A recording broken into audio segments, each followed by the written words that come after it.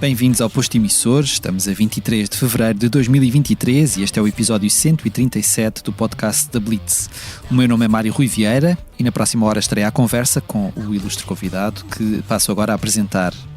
Dá a voz e o baixo e o corpo às balas pela maior instituição do rock nacional há mais de 4 décadas e junta-se a nós pela segunda vez, aqui no estúdio em Paço de Arcos, para falar da vindoura digressão de celebração de 35 anos de um dos álbuns mais marcantes do percurso dos chutes e pontapés, Circo de Feras. Antes de partir novamente para a estrada, Tim abraçou no início deste mês um novo desafio. Na companhia dos filhos, também músicos, abriu em Lisboa a Voar, uma escola de rock na qual se apresenta às segundas-feiras como professor de baixo. Olá, Tim. Bom dia. Bom dia. Obrigado por estares aqui de novo connosco. Obrigado eu pelo convite.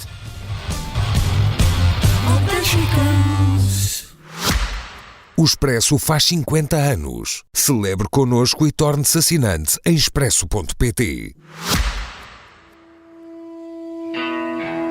Quer eu queira, quer não queira, esta cidade há de ser uma fronteira e a verdade cada vez menos. Eu ia começar porque, e antes de mais, só para esclarecer, vocês iam arrancar com esta digressão já na próxima semana, mas por motivos de saúde do Gui tiveram de... Sim, o Gui teve um percalço de adiamento de cirurgias e de recuperação, e então, por ordem do médico, tivemos que ia cair mesmo em cima do Porto, não é? da data do Porto, que já está lotada, mas pronto, tivemos que, por ordens superiores, digamos assim, tivemos que passar então o concerto. Tivemos sorte que conseguimos uma outra data boa, que acho que é 22 de Abril, que aquilo passou. Pronto, já estamos sujeitos a estas coisas. Claro. Os preparativos para esta nova digressão levaram-vos numa grande viagem pela memória, porque ir buscar um disco que gravaram há tanto tempo e se calhar tocar canções que há muito que já não estavam no vosso alinhamento, suponho, algumas que são obviamente incontornáveis, mas se calhar algumas que tiveram de reaprender, não? Sim, foi isso tudo que estás a dizer. Foi essa viagem no tempo, foi as memórias, foi a presença, pronto, mais uma vez a confrontação da ausência do Zé Pedro, né? Portanto, tudo isso apareceu. Está claro que sempre está lá o Circo de Feras, está lá o Não Sou Único, está lá os Contentores, né? Estão lá essas músicas, mas também está o Desemprego, também está o Sai para a Rua e coisas assim que nós nunca mais tínhamos pegado naquilo. E ficámos muito até surpreendidos pelo que aquelas músicas são ainda.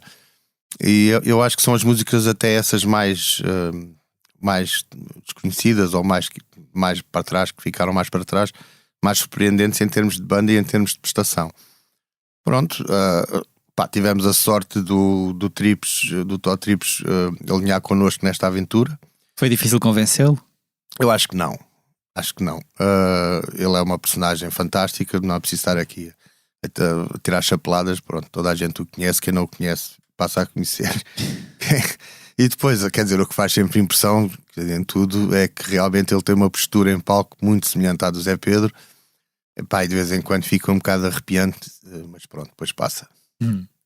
E esses ensaios, como é que as coisas porque lá está, era aquilo que eu perguntava. Estas canções estão marcadas com um tempo, apesar de nós lermos as letras e às vezes pensarmos, isto podia ter sido escrito hoje, não é?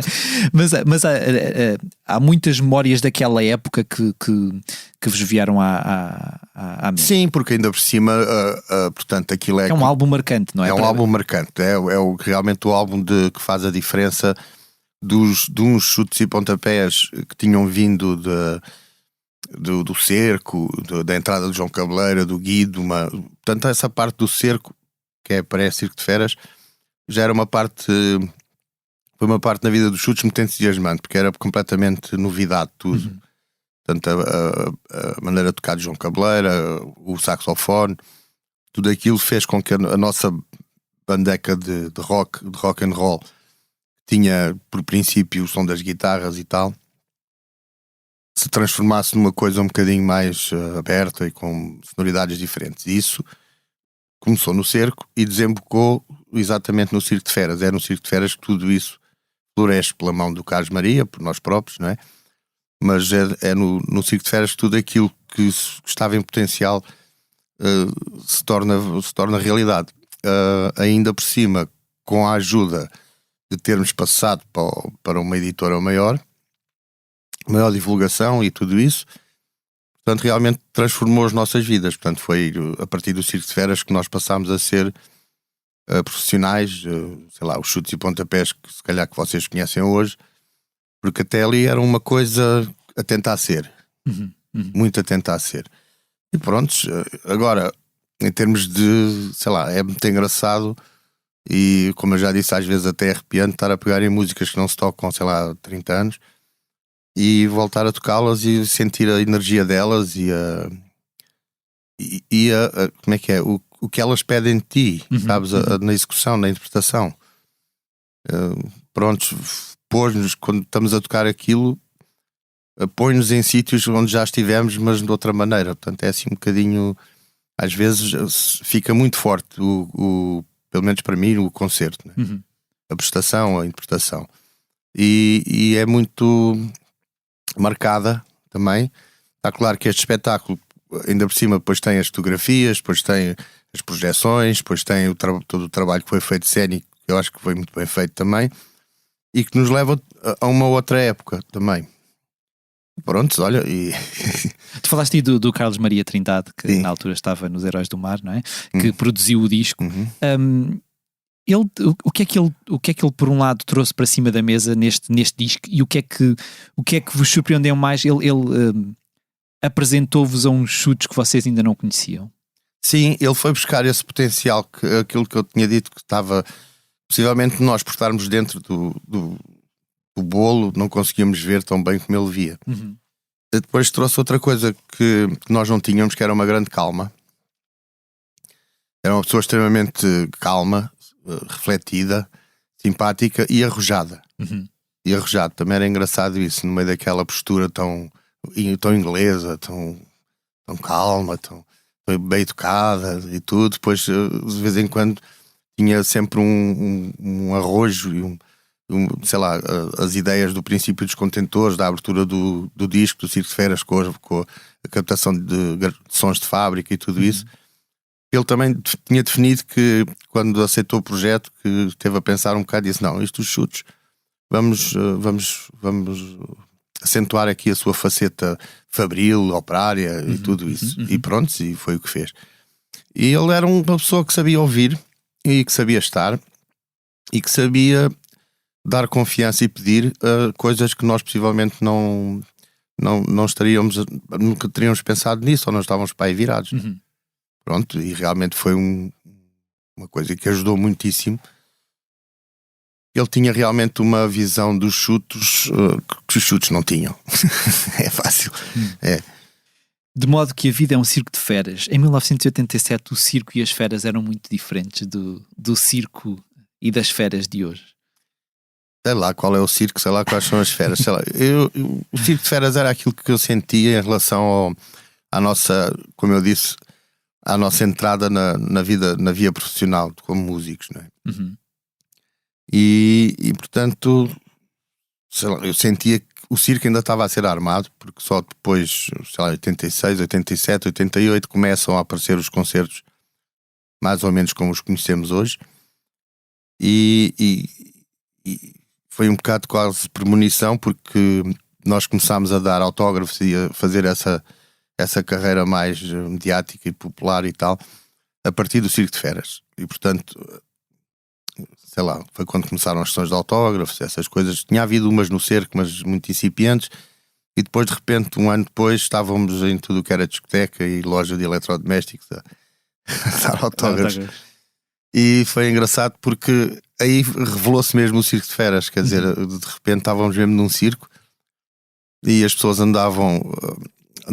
tinham curiosidade em ver, e nós sentíamos um bocado como pronto, talvez animais de circo ou palhaço ou o que fosse, mas fazendo parte daquela coisa que era andar de terra em terra, conhecer pessoas de todo o género, num tempo em que Portugal ainda era muito diferente de sítio para sítio. Uhum. Portanto, nós andávamos 100 km e Portugal mudava. Portanto, as pessoas mudavam, a maneira de ser das pessoas, estar em público, se quiseres, era diferente. Havia zonas onde as pessoas praticamente, quando assistiam ao concerto, não batiam palmas e nem diziam nada, e só no fim é que como isso era o caso do Funchal, Faro, eram assim. No Porto eram completamente ao contrário, ainda ao concerto não tinham começado, já estavam malucos. Em Braga também. Havia tudo isso. Castelo Branco ainda não era a terra que hoje conhecemos com tantos estudantes, mas já era uma terra com uma grande energia. Pronto, era um Portugal diferente. Tu sentes que essas coisas foram mudando muito ao longo do tempo ou que se acentuaram? Não, globalizou-se, portanto ficou tudo muito mais parecido. Ok. Com esta coisa também de haver muito mais universidades ou escolas, ou o que seja, mais transumância de alunos daqui para ali, tornou as coisas, e pronto, e com o evoluir do mundo ficou tudo muito mais parecido. As reações, as maneiras de vestir, pronto, a única coisa que não mudou muito foi o sotaque. O resto ficou tudo parecido. E esse circo que vocês encontraram ao dar esse salto grande com este disco, era algo que vocês imaginavam que pudesse acontecer, ou que vocês era este o cenário que vocês pensavam encontrar ou que queriam encontrar gravando um disco e chegando a mais pessoas? Ou trouxe, obviamente terá trazido muitos desafios também, não é? De repente ser reconhecido tem muita coisa boa, mas também há de trazer coisas menos fáceis de lidar. Sim, claro, não é? Mas como eu te disse, nós tínhamos, já na altura, tínhamos uma postura, se quiseres, uma atitude em relação ao público e em relação às pessoas que, principalmente, nós tínhamos começado com uma banda que trazia os amigos para os concertos. Esses amigos depois trouxeram mais amigos. E assim continuou. E sempre tivemos a sensação que as pessoas que queriam ouvir a nossa música, que estavam nos concertos, por aí fora, mesmo que não fossem os fãs mais fãs e tudo, tinham uma posição de proximidade e de amizade com a banda. E sempre fomos assim. O grupo de amigos foi alargando, não é? Sim, e como o Cabeleira diria, somos um bocado tasqueiros e estamos ao lado das outras pessoas e não nos sentimos propriamente diferentes e tal. E tornou sempre as coisas muito próximas, de tal forma que quando depois veio a casinha por aí fora, logo a seguir 87, e nós nos transformámos num grupo popular, foi engraçado e principalmente não foi incomodativo. Teve as suas coisas um bocadinho mais, mas pronto, não foi, porque realmente as pessoas aproximavam-se de nós, não com deferência nem com nada disso, mas com sorrisos e com vontade de estar e com vontade de partilhar, e havia sempre, e nós tínhamos sempre uma cerveja ou um cigarro ou uma coisa qualquer para poder estar a falar com eles, e estão todos sempre à vontade. Portanto, mantivemos essa relação, acho eu. Essa proximidade foi importante também para não... Porque obviamente com tantas pessoas, se calhar, a paparicar-nos, se calhar temos tendência a cair um bocado naquelas ratoeiras do ego e de pensar que somos... Isso foi, essa descontração até das pessoas a aproximar-se de vocês, foi importante para não se deixarem levar também por essa ilusão da fama, não é? Sim, quer dizer, foi importante, não é importante. Acho que ainda é importante, porque nós dentro dos chutos, mesmo nos chutos, de vez em quando somos nós próprios que temos de dar importância ao nosso trabalho, não é? De alguma forma, mas muitas vezes somos muito mais críticos e muito mais, se calhar até chatinhos uns para os outros do que as pessoas pensam. E não nos consideramos assim tanto, quer dizer, não gostamos do que fazemos, temos muito orgulho. Sei lá, o Calu é capaz de ser uma pessoa que defende mais o nome dos chutes e tal e coisa, mas para nós os chutes é a nossa vida, nós somos assim e temos, sei lá, não nos temos assim em tanta consideração como as pessoas pensam. Em relação à música, em relação ao espetáculo, em relação ao trabalho em si, sim. Claro. Aí sim. Mas em relação àquela coisa dos chutes e do artista e do coisa, não. Conhecemos todos os defeitos uns dos outros, conhecemos há muito tempo, as pessoas também nos conhecem e continuamos bem assim.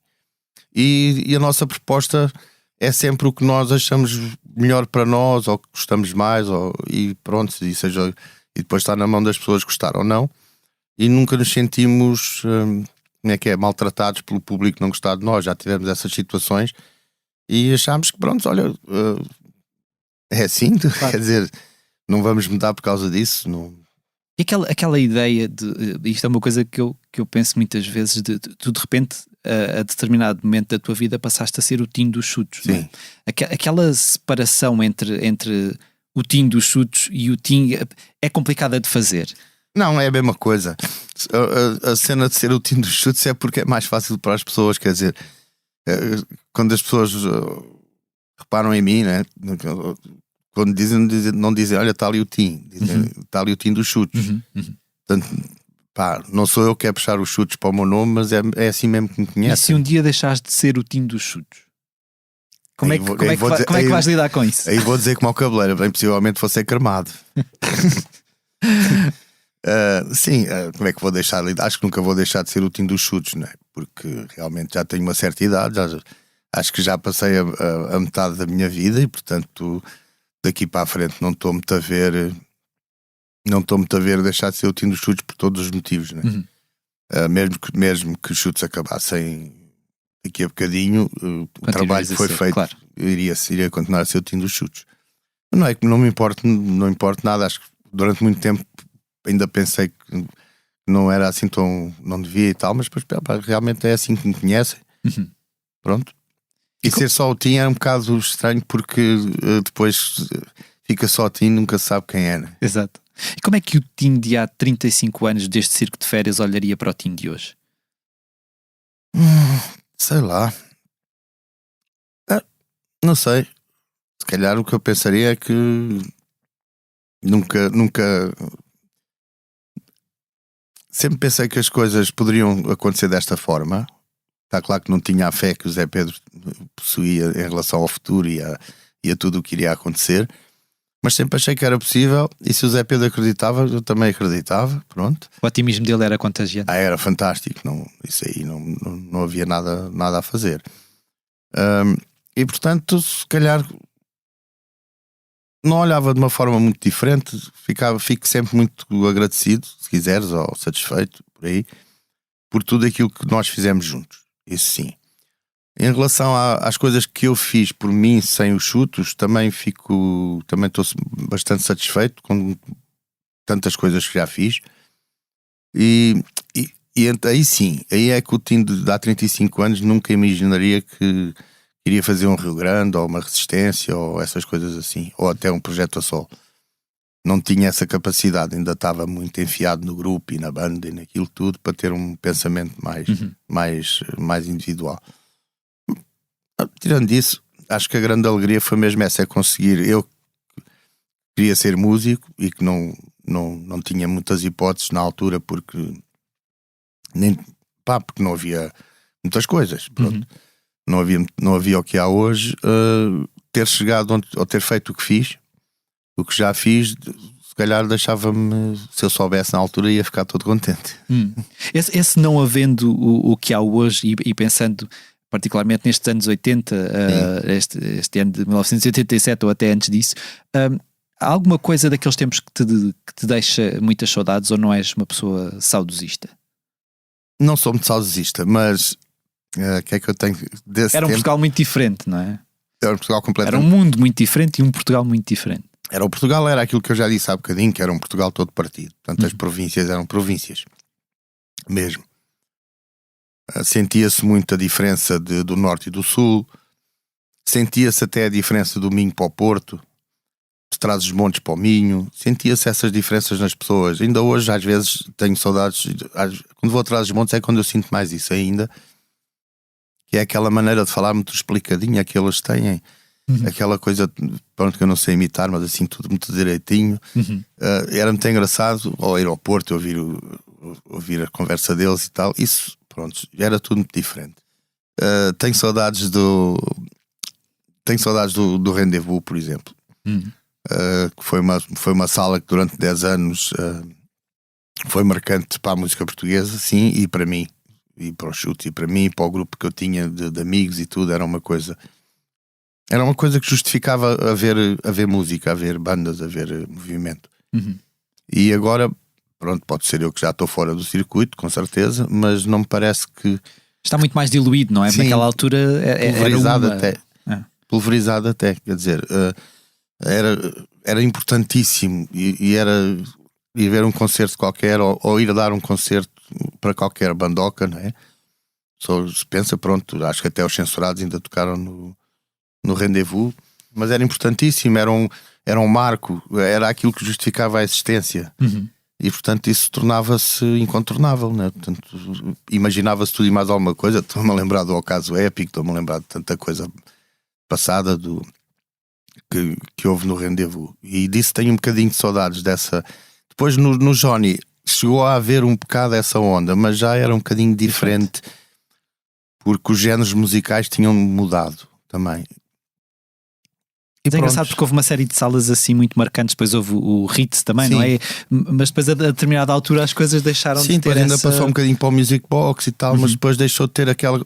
porque pronto, temos que pensar que não havia nada e aquilo era a única coisa que havia e não se podia ir lá todos os dias, e portanto cada vez que lá se ia tinha que se fazer um statement, digamos assim. Em esta cidade, que eu acho que é uma das minhas canções favoritas dos Chutes, tu cantas: o poder podre dos homens normais está a tentar dar cabo de mim. É uma frase com que ainda te identificas hoje? Embora não seja minha, é do João Gentil. Sim. Sim. Portanto, havia sempre essa sensação de que, acho eu, de que, sei lá, parece quase a teoria da conspiração, não é? Há sempre, nós queremos fazer bem, mas não nos deixam. E era um bocado isso, quer dizer, havia uma certa manutenção de regras. Temos que pensar que nessa altura, se tu fumasses um charro na rua, podias ir preso. Uma série de coisas parecidas, não é? A liberdade ainda era uma liberdade coartada, tínhamos. E esses tais homens normais que o João Gentil fala, iam passando a voz para João Gil, mas não, João Gentil. Que ele fala, era real, ele era um bocadinho mais da geração Palma, e portanto ele tinha sentido ainda mais isso, né? Da falta de se poder ser o que se quer ser. Portanto, podes ser o que queres ser desde que seja parecido connosco. Claro. Era isso que se sentia, e eu acho que é isso que ele quer dizer aí. Eu quando digo esta cidade fico sempre a pensar, e já falaste um pouco talvez disto, nas transformações que houve especialmente nas cidades, não é? E se calhar pensando particularmente em Lisboa, mas olhando para aquilo que aconteceu em outras cidades como Barcelona, não sei o que, esta globalização e esta gentrificação que se fala muito hoje em dia, porque está cada vez mais presente na nossa vida, não é? Tu sentes que isto é uma bolha que vai rebentar, ou nós vamos mesmo ser empurrados para outro sítio? Agora não percebi bem. Não percebi bem. Portanto, se deixarem, se tudo correr bem, não sei o que mais, eu acho que as cidades, o que está previsto é que as cidades se tornem realmente os polos de vida das pessoas. Vão viver nas cidades, porque não há motivo para se viver noutro sítio. Ou seja, é muito mais fácil, é muito mais económico, é muito mais seguro, tudo por aí fora. E isso é a tendência, quer dizer, todas as cidades têm crescido e todas as zonas rurais têm ficado com menos gente, e o que torna depois tudo um caldinho, não é? Portanto, quando uma cidade cresce, não cresce só com as pessoas da terra, cresce porque vão para lá outras pessoas de outros sítios. Mas isso era aí que eu ia chegar. E isso não faz com que se calhar muitas pessoas sejam empurradas para fora das cidades, ou que estejam a ser? Sim, então com os fenómenos que nós estamos a ver do turismo e essas coisas, sim, com certeza. Mas isso é uma coisa que eu, desde sempre, eu acho que acaba por haver esse tipo de movimento. Ou seja, a cidade cresce e há sempre alguém que toma o teu lugar, e toma o lugar que outro alguém tem, porque tem mais dinheiro, ou tem mais possibilidades, ou tem um emprego mais não sei o quê. E a outra pessoa que estava ali e pensava que iria ficar, não é? Acaba por ser afastada para uma periferia ou para uma zona menos menos nobre porque há outra pessoa que quer aquele espaço, mas isso é a guerra do espaço, não é? Da luta por ter um bocadinho. Epá, depois, os centros da cidade, como são, não é? Sim, Barcelona, Lisboa, Paris, sei lá. Embora Paris seja mais estranho, porque Paris de repente ficou invadida por outras pessoas, não é? Por migrantes, por uma série de coisas. Sempre me fez impressão como é que eles lidam com aquilo, porque eles têm acampamentos que mudam de bairro em bairro, não é? Estão umas semanas num bairro, depois pegam naquela gente toda, põem no outro bairro, pronto. Mas isso é outra terra. Agora aqui não sei como é que... Eu acho que a cidade tem que viver com isso, não é? E pronto, e não há muita volta a dar, porque também não estou a ver os lisboetas a querer voltar a viver na Baixa. Porque não. Tu estás a viver aonde agora? Eu há uma série de tempo que não vivo em Lisboa, que vivo fora. Vivo na província, vivo no campo. E sentiste esse apelo com o chegar de uma determinada idade? Como é que isso... Quando é que tu percebeste que a cidade já não era para ti? Eu acho que a cidade era para mim. O problema pôs-se exatamente como se pôs às outras pessoas. Quer dizer, houve uma certa altura onde eu estava numa casa que precisava de sair daquela casa para ir para outra, e as hipóteses que se punham aqui na capital comparadas com as hipóteses que se punham noutros sítios não tinham comparação. A qualidade de vida é diferente. E o preço e tudo. Quer dizer, foi um risco, e eu pude fazer isso porque pude, porque tenho a vida que tenho, não é por ter mais dinheiro ou não, é por ter mais tempo, por os meus horários serem diferentes, e pronto, e consegui fazer isso. E foi uma coisa que eu consegui fazer. Não foi, embora sempre tivesse uma esperança de, porque como eu sou alentejano e sempre gostei de dar livre, para não dizer campo, pronto, dar livre, horizontes e liberdade e essas coisas. Portanto, tinha essa na manga, digamos assim, um dia talvez consiga. E de repente estava com essa hipótese à frente e não disse que não. Pronto, e fui para o campo e lá estou há uma série de tempo. E estou bem. Gostei muito de viver em Lisboa. Vim da Almada para Lisboa, mas depois foi tal coisa. Chegou uma altura que era impossível. Quer dizer, era impossível estar em Lisboa. Então com a minha vida era mesmo difícil. Imagina, eu ia fazer um ensaio, pegava nas coisas, punha no carro. Imagina, às 5 da tarde estava em casa do Rui Veloso a fazer um ensaio. Ok. Às 8 da noite voltava para casa, demorava aí talvez 45 minutos a ver onde é que deixava o carro. Depois a seguir deixar o carro, eu morava em Campolide. Depois de deixar o carro, tinha que carregar com as coisas para cima para o quarto andar, que eram 98 graus. No outro dia, quando ia pegar no carro outra vez, o carro estava sozinho na paragem do autocarro, todo torto. E multas e tudo. E pronto, por aí fora. Isso era só um pequeno particular. E começou a ficar realmente impossível depois, com a Expo 98 e mais não sei o que mais. Foi quando se deu o primeiro grande salto aqui em termos de dinheiro aqui das casas. E pá, não havia hipótese. Não havia hipótese. E pronto, se havia a oportunidade de ir para fora, fui. Aquele sai para a rua, deixa o rebanho, para de pastar, do sai para a rua, continua a ser um bom desafio para um Portugal que se calhar ficou demasiado preso àquela ideia que colaram em nós de brandos costumes. Sim. Ainda hoje faz confusão como é que a mudança de idade em França, da idade da reforma em França, mobiliza um país inteiro. E nós cá pacientemente aceitamos que aumentem mais um mês, depois aumentam mais 2, ou por exemplo, como está a passar com os professores, que deixem as coisas em água de bacalhau e ninguém resolva nada, nem diga que sim nem que não, é sempre um ninho. Vamos aumentar, mas não podemos aumentar, vamos fazer isto, mas não podemos fazer, ficamos sempre nesta coisa. E realmente essa canção tinha a ver com isso, com o sair para a rua, com o dizer o que se pensa, com o fazer alguma coisa, porque realmente há sempre essa hipótese de ficar em casa, não é? E não se dizer mal do sofá, não é? Sim, e não se incomodar e ficar na sua coisa. Hoje ainda é mais fácil, porque pronto, podemos dizer mal do que, exato. do que quisermos. Mas tu sentes que há uma nova geração que é mais capaz de protestar e de levantar a voz e de dizer aquilo que pensa, ou Ou sentes que isto não está a mudar assim tanto? Não sinto muito, eu acho que sempre houve uma nova geração, e aliás deve estar na nova geração essa capacidade de mudança e de alerta e muito menos, não é? E muito menos até numa classe já mais com mais idade e que ela é que é obrigada a vir para a rua para se manifestar porque os outros não fazem muito, não é? Mas eu acho que sempre houve essa, é da parte dos mais novos que isso existe, não é? Eu estava-me a lembrar das coisas do Não Sou o Único, quando foi a cena dos estudantes em 92 ou o que é que foi. Foi a mesma coisa, quer dizer, de repente há uma série de pessoas que se mobilizam e que fazem algo pela vida delas e pela vida de todos. Hoje em dia é capaz de ser uma coisa um bocadinho mais estranha, porque é capaz de haver um grande movimento nas redes sociais ou coisa assim, mas realmente é difícil depois transformar isso para um movimento efetivo.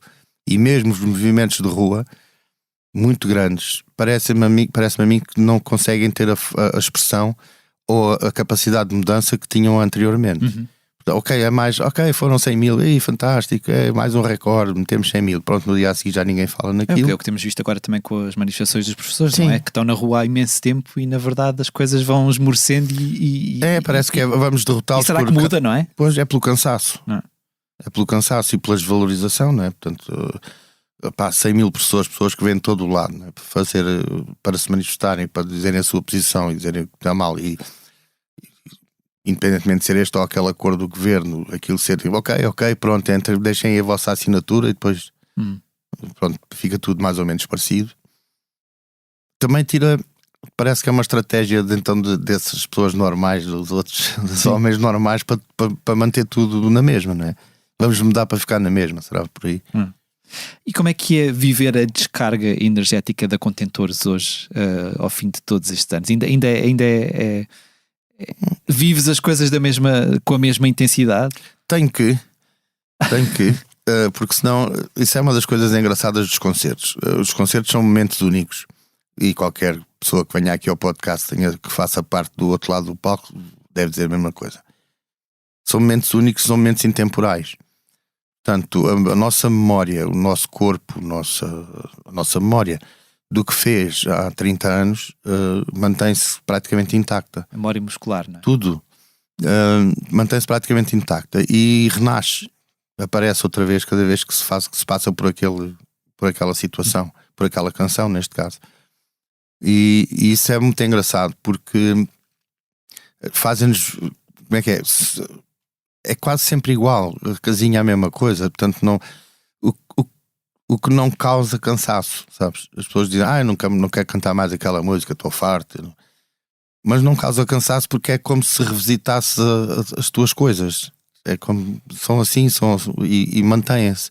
E vocês têm muito dessas canções, sim, não é? Há muitas canções. Há muitas canções e também não podemos esquecer da banda. Quer dizer, a banda não tem sofrido de grandes modificações ao longo do tempo.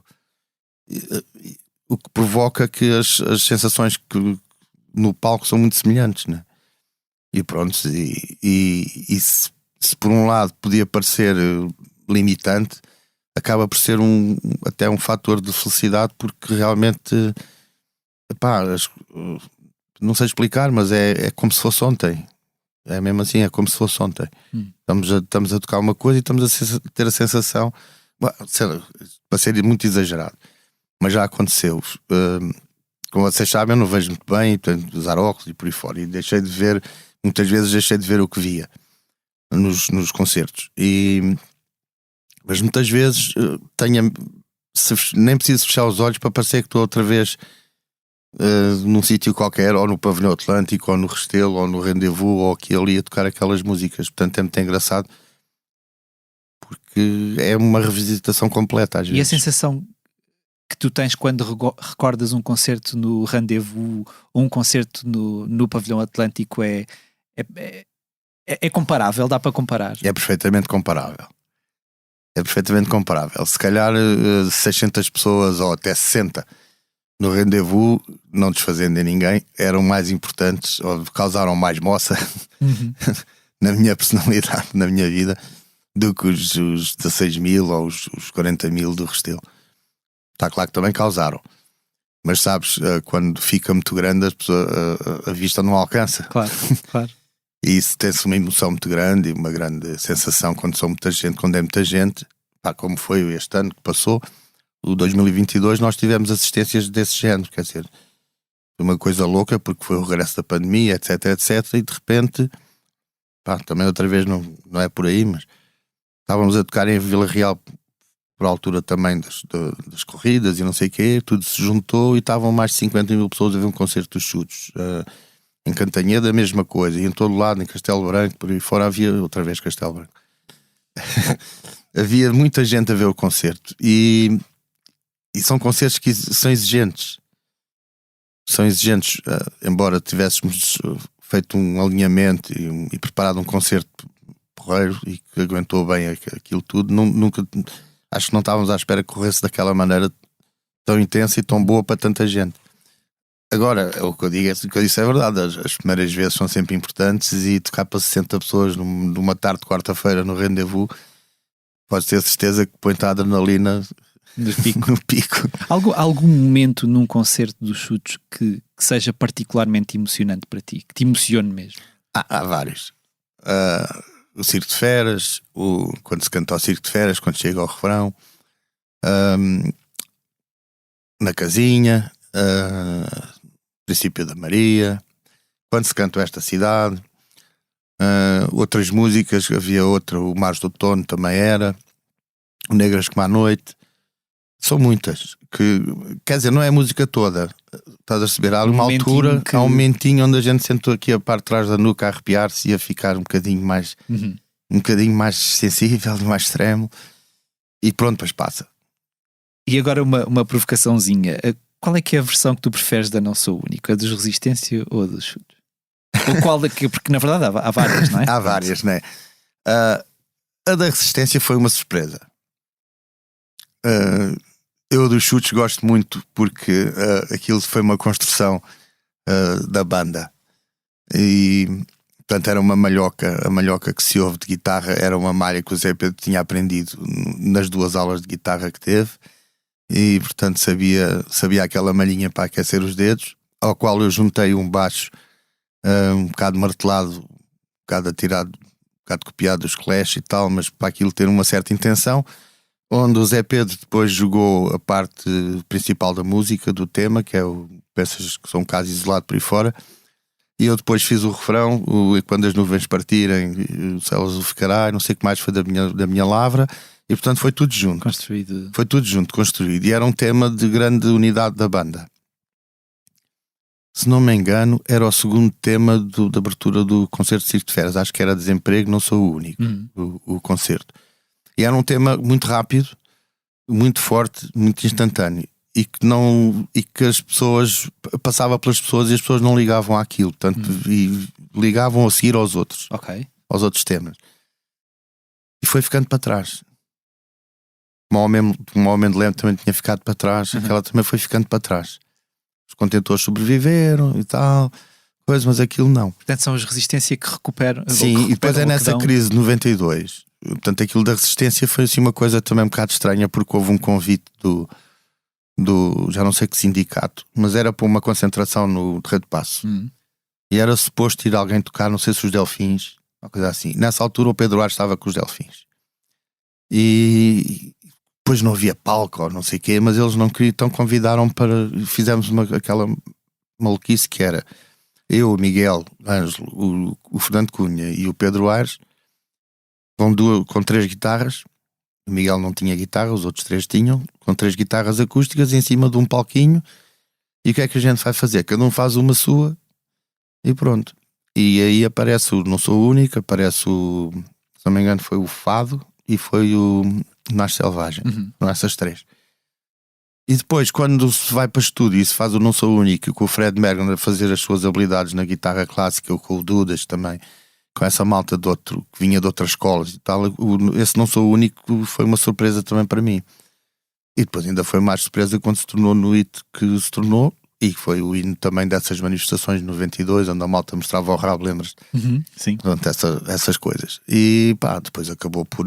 Quando regressou aos chutes e se tornou um êxito a sério nos chutes, já vinha da Resistência. Que é engraçado porque é aquela visão de que uma canção também é um organismo vivo, não é? É de certeza. E isso fez-me lembrar não sei se os U2 têm agora um disco novo. Sim. Em que vão revisitar 40 clássicos da sua discografia. Sim, já ouvi. Pronto, e que estão, quer dizer, com novos arranjos, algumas com novas letras. E isto é uma coisa que faz sentido na tua cabeça, tipo pegar em canções que estão cristalizadas de uma certa maneira. Eu vi uma boca acerca dessa do U2 que é assim, isto é o With or Without You do Sofá. Pronto. Há sempre essa coisa, depende do arranjo, depende das coisas, mas estás a ver, e são as pessoas que têm outra, como é que é, chegaram a outra fase da vida delas e querem revisitar as coisas, mas sabem que não podem ir pelo caminho por onde foram, porque esse caminho já estava dado, né? Claro. Portanto, então arranjam uma maneira qualquer, todas elas são boas, porque as canções são aquilo que tu disseste, são organismos vivos e não nos pertencem, quer dizer, desde que as publicamos elas passam a ser do público, né? E o público é que faz delas o que depois a memória ficará. Agora, revisitar canções dos chutes, eu acho que a melhor maneira de fazer isso até acaba por ser naqueles acústicos que se fazem, nessas coisas assim, aí gosto. Ou como se fez com a orquestra, que é fazer, portanto, realmente deixar só o...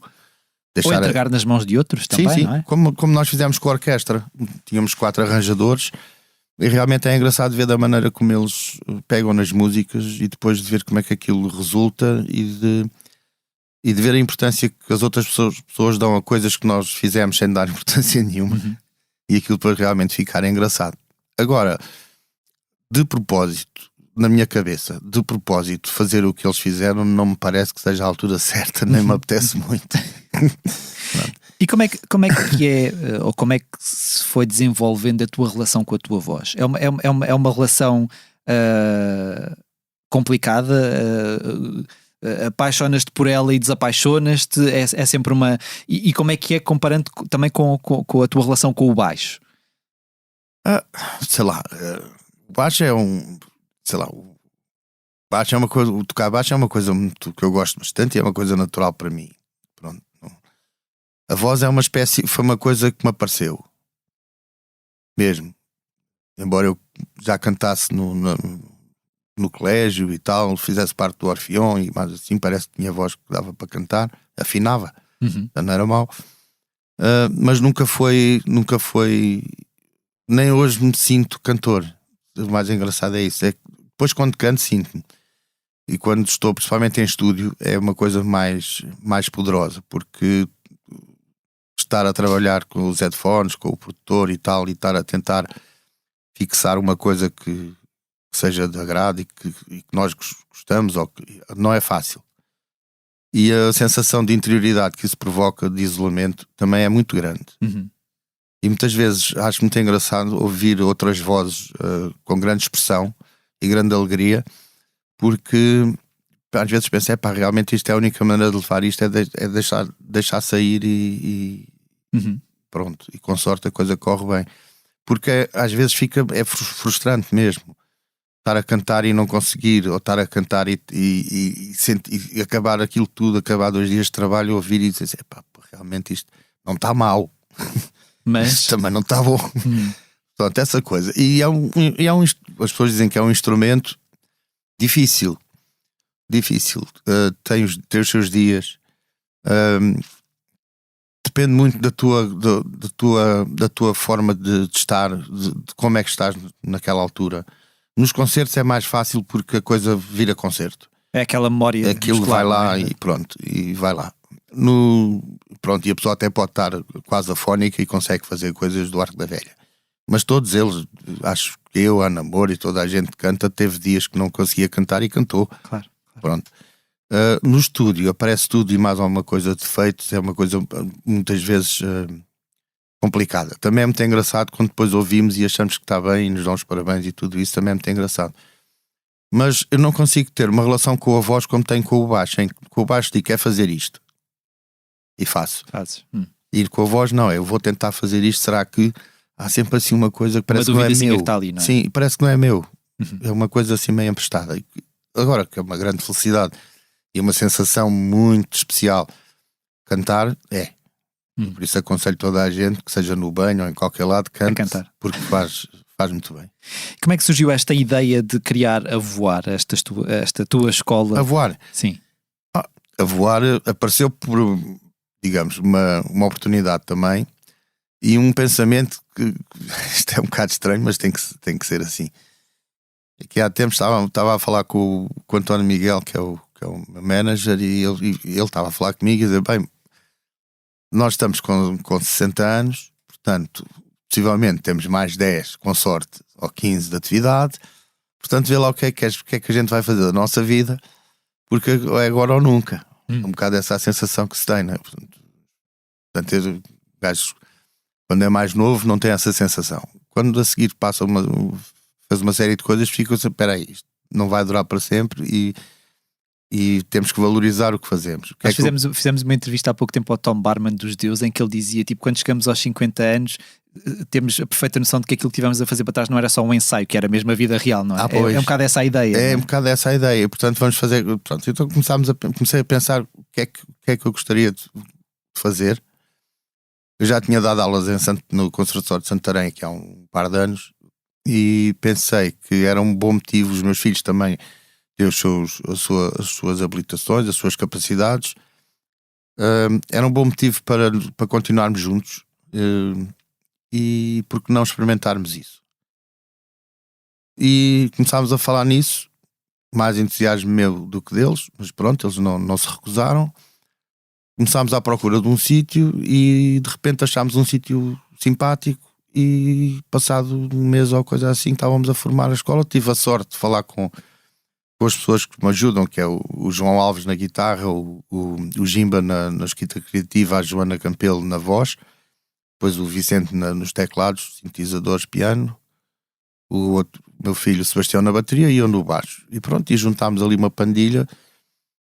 E pronto, depois também tinha estado estes anos de pandemia também, e no ano passado também estive em contacto com a malta do Conservatório de Elvas, também dei concertos com a malta com esse pessoal, violinos, violoncelos, por aí fora, e tive mais conversas dessas de escola e fiquei um bocadinho com o bichinho de... Ficou ali o bichinho. Sim, ficou ali com o bichinho de... E depois foi o que eu disse ao princípio, apareceu a oportunidade e nós agarramos. E como é que tu te sentes na condição de professor? Tens paciência para ensinar? É uma coisa que... Acho que tenho muita paciência para os iniciados. Ok.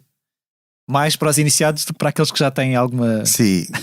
Para os outros que têm mais alguma coisa, vou ter que ir buscar algumas coisas que também é bom, estás a ver? Porque também te obriga a ti próprio isso mesmo. É isso mesmo. Obriga-me a fazer coisas que eu já estava a saber agora o que é essa escala. Mas a menor harmónica, eu não me saber disso. Tu aprendeste a tocar guitarra sozinho, certo? Aprendi a tocar guitarra sozinho, mas depois aliás, eu de guitarra só tive 2 aulas, para também como você. Não havia dinheiro para mais. Paguei uma e pronto. E a outra isto era a escola que tu gostavas de ter tido? Sim, por aí. E também quando dei aulas no conservatório também havia umas coisas que eu gostava e outras que não gostava. E as que não gostava deixei de parte nesta escola, que era de ser as aulas individuais, muito individuais, muito centradas nas peças, naquilo que a pessoa toca, no programa, por aí fora. E ser uma coisa mais por isso é que também se chama voar, ser uma coisa mais para desenvolver a capacidade das pessoas e o bem-estar delas do que propriamente se quiser ser posso estar a falar contra mim, mas se quiser realmente seguir a carreira musical e tudo, pode começar por ali, mas depois aconselha tem de voar, não é? Sim, aconselha que escolham uma escola que dê pelo menos grau. Nós ali não podemos dar grau nenhum, não podemos dar habilitações à séria, mas podemos dar, sei lá, todo o ambiente do rock, por isso é que é uma escola de rock, que é o trabalhar em conjunto, que é trabalhar, que é pessoas que sabem mais com pessoas que sabem menos, personalidades diferentes, idades diferentes, falar, não ter que fazer os clássicos, né? Prontos, e ter um repertório, ou melhor, não ter repertório, estar aberto a... Uma coisa mais descontraída. Sim, também, estar não é? aberto a tocar o que quiser ou o que lhe apetecer. Os chutes já celebraram muitas datas redondas. Agora estamos a falar destes 35 anos do Circo de Férias, mas vocês daqui a 6 anos completam 50. Já viste? Daqui a 6 anos. Ao longo de todos estes anos e tendo passado por tudo, houve um momento em que tu sentiste mesmo que estou pronto para arrumar as botas? É claro que obviamente há situações ao longo de todo este tempo que pode ter... Sim, mas sabes que eu acho que uma das coisas dos músicos é que quando se começa a ser músico a sério, não é? Nunca se deixa de ser. Uhum. É para a vida toda, não é? É para a vida toda. É um processo de aprendizagem constante. É um processo de aperfeiçoamento. Também tem isto, não é? Mas tem de ver se eu consigo explicar. Portanto, quando és mais novo e tal, queres aprender a tocar. Aprendes a tocar e vais tentando tocar melhor. E vais tentando aperfeiçoar e melhorar e aperfeiçoar. Acho que é uma constante. Todos. Depois começas a ficar mais caduco e aí continuas a ter que praticar e a ter que estudar pelo menos para fazeres o que fazias antes. E portanto há sempre... Ser músico implica uma renovação constante também. O que evita essa ideia de estou pronto para arrumar as botas. Uhum. Aliás, se formos ver pelos exemplos, já houve muita banda que arrumou as botas e depois voltou. Claro. Não é? E depois há outros que nunca arrumaram as botas, como os Rolling Stones, não é? Sim. Que continuam ali de pedra e cal. Sim. Eles têm agora um disco ao vivo. Será que eu ouvi mal? Eu acho que eles estão a pensar, já estão a começar a falar de um disco de originais, sim. Pronto. Vamos ver quando é que isso sai, não é? É o que Deus quiser. Tu quando há bocado dizias aquilo, e eu penso que isto será obviamente comum a todas as bandas que perdem um elemento, seja por que razão for, tipo, mesmo o espaço em palco, olhar e pensar que aquela pessoa não está... Em que situações é que tu sentes mais a falta do Zé Pedro? É quando estás em concerto e olhas para o lado e não o vês? Não, isso já não. Não, isso já não. Eu acho que nós fizemos um esforço grande para colmatar essas sensações. Mas eu acho que na tomada de decisão falta lá o otimismo dele. E o desafio que ele trazia, o otimismo e os desafios que ele trazia. Portanto, ele era aí às vezes na sala de ensaio também, mas fundamentalmente é no convívio no dia. Muitas vezes quando estamos a discutir coisas nos chutes, possivelmente os outros poderão pensar parecido, eu penso o que é que o Zé Pedro pensaria aqui, o que é que ele diria aqui nesta situação. Diria que sim, diria que não, sei que mais, e pondera a minha decisão ou a minha opinião um bocadinho por aí. Se calhar mais hoje do que quando ele estava lá. Não, quando ele estava lá e dizia o que dizia e eu ia contra ele se fosse preciso, não é? Claro.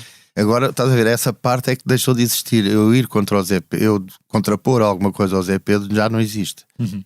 E portanto só vou buscar a sugestão boa que ele me poderia dar. Pronto, essa parte é mais chata. Dos concertos, não posso explicar.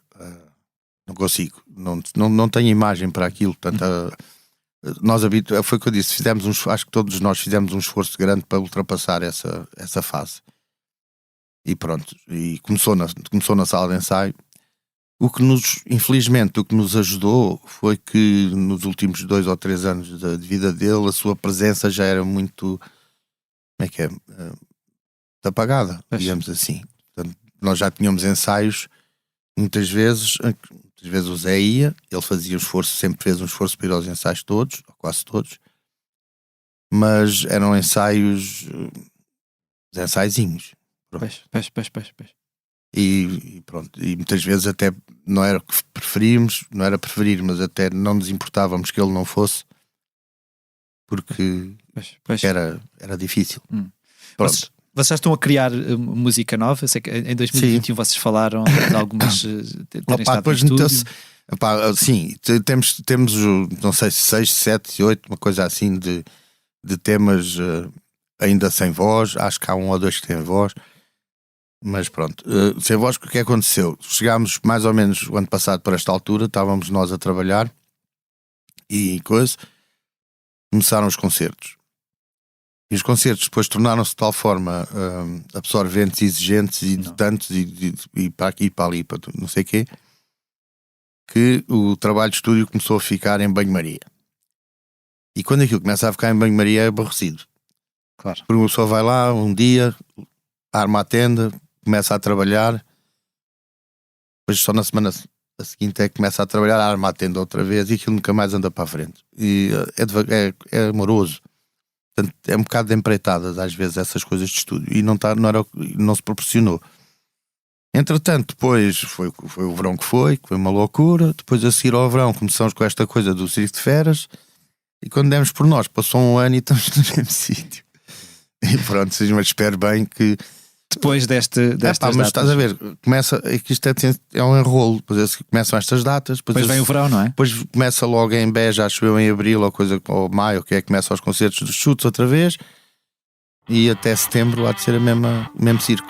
Esperas?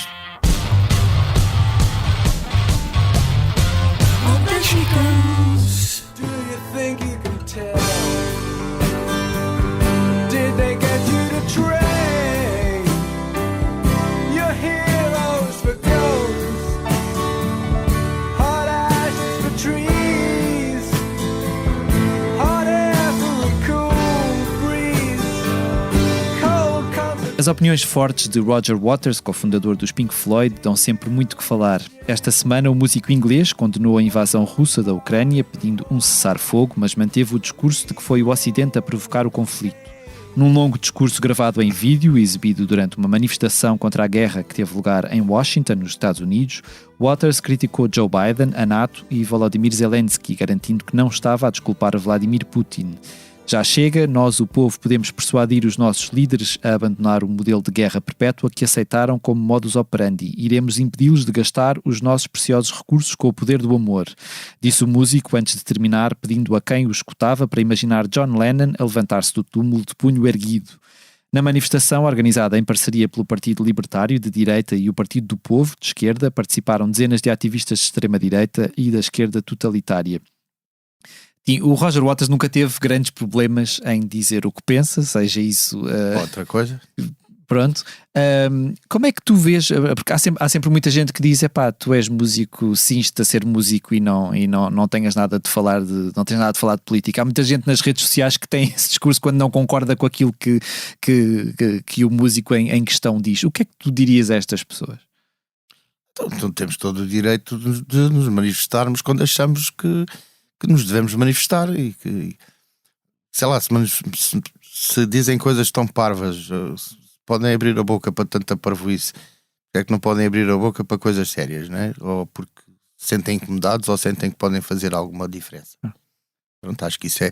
Agora, se pensares, há sempre aquela coisinha que é está a cavalgar o assunto, não é? Está-se a aproveitar do assunto para subir mais uns pontos. Eu acho que é uma situação diferente e estranha, porque às vezes nós podemos evitar de dar certas opiniões mais para não pensarem em isso. Pensarem. É nesse momento que tu te coibes de... Às vezes é por aí. Às vezes a opinião que eu tenho pode não ser suficientemente forte ou estar suficientemente fundamentada para levar com o embate das pessoas que dizem, pois, o que ele está a querer é fama e tal. Quer ser conhecido. E quer ter uma posição, não sei o que mais. Quer dizer, também acho que o que já disse, qualquer pessoa tem direito a falar, isto é mesmo assim. Claro. E se umas têm mais visibilidade do que outras, o problema não é nenhum, é o que é.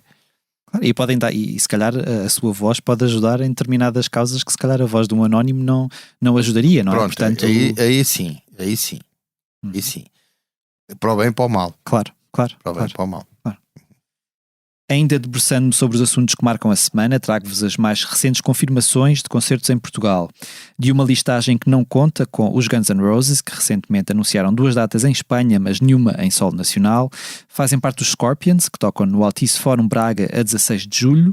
Os Royal Blood, que regressam para um concerto no Campo Pequeno em Lisboa a 2 de julho. E Ava Max, estrela pop norte-americana, que se estreia em Terras Lusas com um concerto no Coliseu de Lisboa a 18 de maio.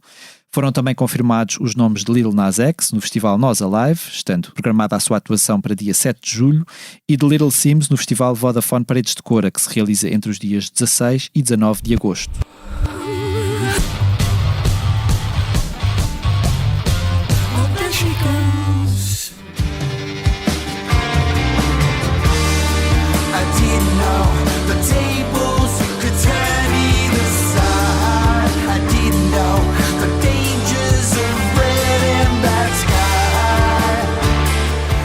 Trago-vos esta semana 2 entrevistas exclusivas que poderão ler na íntegra no site da Blitz. Rui Miguel Abreu falou com David Lovering, baterista dos norte-americanos Pixies, sobre o regresso da banda a Portugal para um concerto no Campo Pequeno, em Lisboa, a 13 de março. Entre as recordações de um jantar inesquecível com David Bowie e os desafios de vida na estrada, o músico relembra a euforia que esperava os Pixies a quando da primeira passagem por solo nacional há quase 32 anos. O nosso primeiro concerto em Portugal está-me cravado na mente. Foi algo que nunca tinha visto, disse Lovering, acrescentando depois que o que os faz sempre querer regressar ao país é a comida e a gente maravilhosa. Tom Barman, fundador e vocalista dos belgas Deus, falou com Lia Pereira sobre How to Replace It, o primeiro álbum da banda em 11 anos. Partindo das novas canções, o músico discorreu sobre a sua recente paixão pela fotografia, as longas temporadas que passa em Portugal e as memórias do pai, que morreu quando tinha 17 anos. Barman deixou também a sua opinião sobre a forma como a nova geração olha de forma aberta para a música e sobre a passagem do tempo. Quando fazemos 50 anos, percebemos que aquilo que já passou não era um ensaio, era a nossa vida. A entrevista pode ser lida na íntegra no site da Blitz. Era aquilo que eu te dizia há pouco, não é? Aquelas fases da nossa vida em que nós percebemos que as coisas não são a brincar, não é? Sim, por causa dessa malta foi... não é bem contemporânea dos Chutes, é um bocadinho à frente, mas conhecemos, ou pelo menos pela carreira deles, nesse primeiro disco em França. Portanto, era uma banda emergente, curiosa, e foi engraçado também. Está-se a referir a essa coisa, que realmente são a malta, devemos ter talvez 5 anos de diferença. Assim, uma coisa. Sim.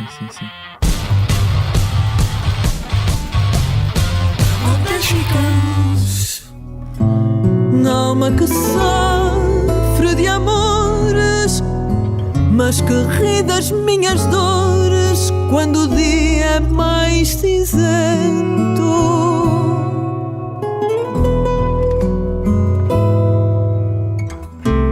Antes das sugestões de espetáculos a que poderão assistir nos próximos dias, deixo-vos a agenda da digressão O Circo de Feras, dos Chutes e Pontapés. A 11 de março tocam no Coliseu de Elvas, a 24 e 25 de março dão 2 concertos esgotados no Tivoli, em Lisboa, a 5 e 6 de abril apresentam-se no Convento de São Francisco, em Coimbra, a 7 e 8 de abril no Teatro das Figuras de Faro e a 22 de abril tornam de assalto o Coliseu do Porto.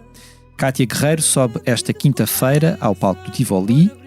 Tomás Wallenstein leva o disco Vida Antiga à Culturgest em Lisboa, a 24 de fevereiro, e ao Cineteatro Alba, em Albergaria à Velha, a 25 de fevereiro. B Fachada sobe aos palcos do Music Box em Lisboa nos dias 24 e 25 de fevereiro e do Plano B no Porto, a 3 e 4 de março. Os Dalva dão concerto no Moco, no Porto, a 24 de fevereiro, e os Wet Bad Gang atuam no Campo Pequeno, em Lisboa, a 25 de fevereiro, e no Pavilhão Rosa Mota, no Porto, a 4 de março. Também a 25 de fevereiro, Luísa Sobral canta no Tivoli, em Lisboa, Bárbara Tinoco no Teatro Sá da Bandeira, em Santarém, e A Garota Não no Centro Cultural de Alcaíns, em Castelo Branco. Fernando Tordo celebra 50 anos da canção Tourada, no Tivoli, a 26 de fevereiro, mesmo dia em que o finlandês Vilja Valo, mais conhecido como vocalista dos Him, dá no Capitólio, em Lisboa, o primeiro de 2 concertos em Portugal, subindo depois até ao Porto para se apresentar no Hard Club, a 27 de fevereiro.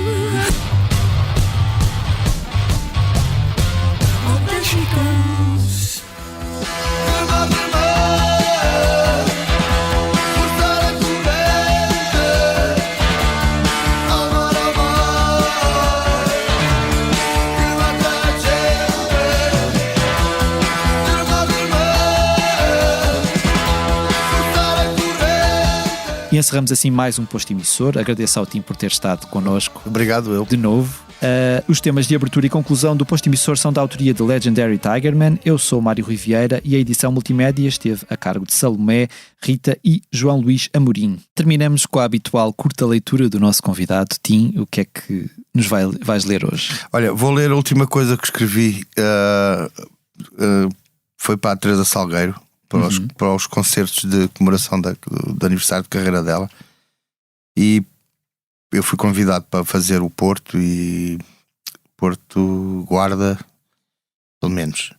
E escrevi-lhe um tema que tem a ver com o tempo. E o tema chama-se As Marcas e reza a história assim. Então passo a ler. O tempo que passa deixa a sua marca no rosto da gente, em todos diferente. A saudade que fica na nossa alma dos amigos ausentes deixa marcas para sempre. O tempo segue em frente e não se detém. É chegada a hora de viver o presente e de fazê-lo bem. Nunca se sabe o que nos espera, nem o que lá vem. O tempo não se detém. O futuro e o passado ficam desequilibrados, e o presente também. E o tempo não se detém. Vive-se o dia a dia sem querer assumir, e o tempo que passa deixa a sua marca e nada o detém.